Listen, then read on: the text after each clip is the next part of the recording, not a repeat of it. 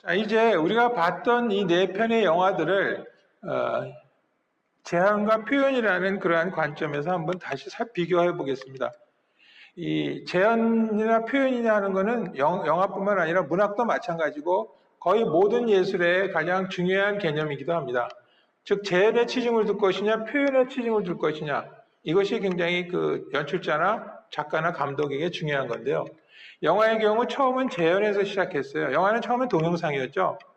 영화의 시작이 프랑스 류미에르 형제가 만든 영화들, 단편 영화들인데, 거기에 보면은 우리가 정지 영상, 즉 우리가 움직이는 건 동영상이죠. 그 동영상을 그대로 재생해서 보여준 최초의 시도가 영화였죠. 그래서 아기가 뭐 우유 먹는다든지 사람들이 공작물에 나온다든지 그것을 그대로 찍어서 있는 대로 재현해서 보여주는 거예요. 이 재현이란 건 그래서 있는 그대로 보여준다는 거기 때문에 객관적인 서술이고 주관적인 감독의 입장을 가능한 한 배제시켜요.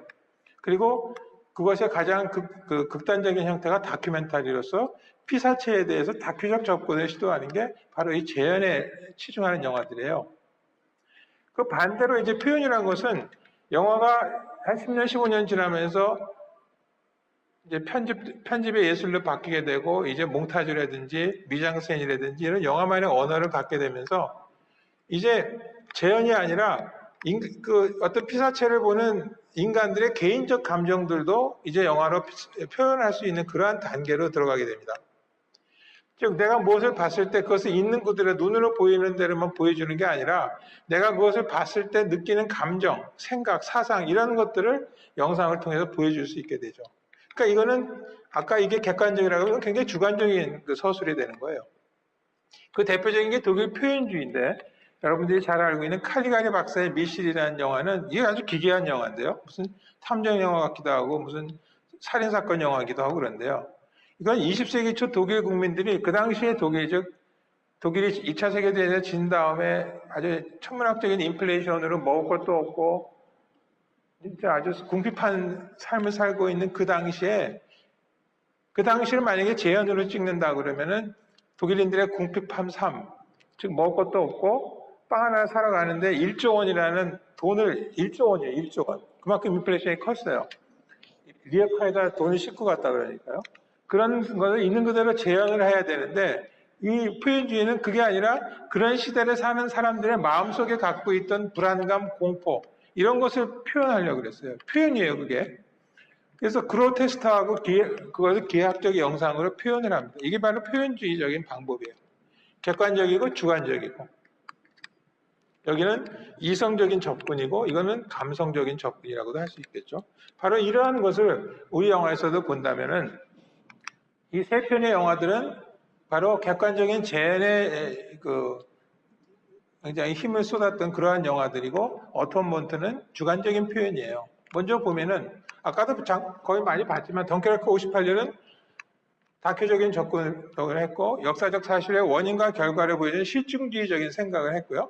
접근을 했고, 또 사실적으로 다큐적으로 보여주기 위해서 세트 촬영이 마치 그 당시 그 전쟁에서 있었던 그대로 세트를 만들고 미장센도 설치를 합니다.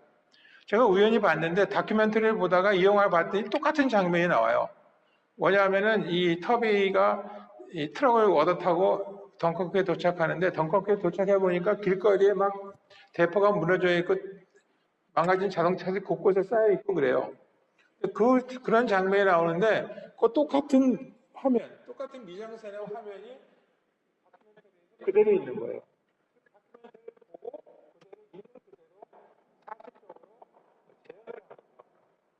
제가 그 논문에도 그 출처를 다 밝혀놨으니까 여러분들이 한번 찾아서 비교해 보면 이렇게도 만들 수 있구나라고 여러분 생각할 수 있을 거예요. 또 지트코트의 주말은 우리가 눈으로 보는 것과 그걸 현실이라 그러면 눈에 보이지 않는 진실은 다르다는 얘기죠. 그래서 다이나모 작전의 어떤 갖고 있는 이면, 뒤에 숨겨진 진실을 보여주기 위한 노력을 하기 위해서 이게 영국뿐만 아니라 프랑스군의 관점에서, 즉 또 하나 전쟁은 겉으로는 막 총을 쏘고 그러긴 하지만 그 뒤에서는 또 장사가 이루어지는 한판의 장사판이라는 이 두 가지 남들이 잘 보여주지 않는 관점에서 이 덩커크를 보여줌으로 해서 어떤 진실의 한 자락을 또 보여주게 되죠. 또 덩케르크 2017은 아까도 얘기했지만 X축, Y축, Z축, 즉 땅, Y축 해변, Z축 공중 이렇게 세 개의 입체 3차원으로서 덩커크를 보여줌으로 해서 아주 입체적으로 덩케르크 2017은 덩케르크의 다이나모 작전을 보여준다는 면에서 굉장히 객관적인 재현을 위한 노력을 했던 그런 작품으로 평가받을 수 있습니다. 반면에 어톤먼트는 아까도 얘기했죠. 이 로비 터너가 전쟁을 하고 싶어서 간 것도 아니고 할 수 없이 전쟁에 끌려가서 자기가 또 전쟁하다 보니까 프랑스 영국군이 계속 밀리다 보니까 덩커크까지 왔어요.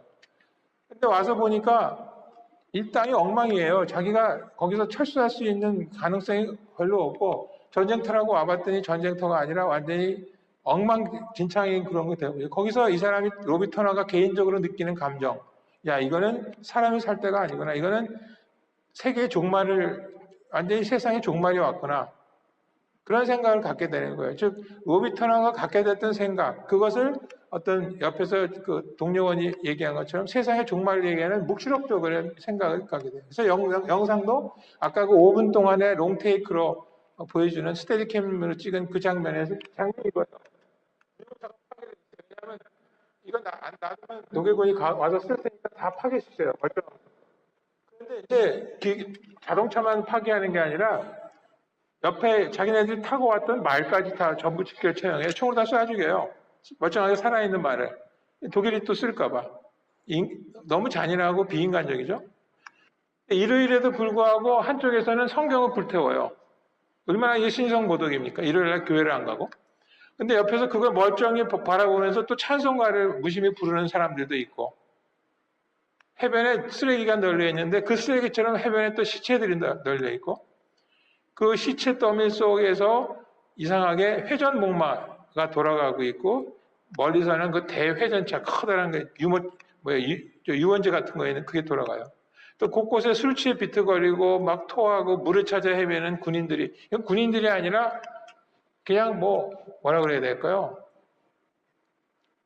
완전히 그 쓰레기가 인간이라고 부를 수 없는 그런 사람들의 집합체가 이 말에 해변에 널려 있던 거죠. 이러한 것을 보면서 이 로비 터너가 바로 해변을 들었던 어떤 이 세상의 종말을 느꼈던 그러한 로비 터너의 개인적인 감정을 바로 이러한 영상을 통해서 보여주는 거죠. 바로 이것이 어떤 표현으로서의 영화에 가까운 그 표현적인 면이 굉장히 강화된 영화라고 볼 수 있습니다.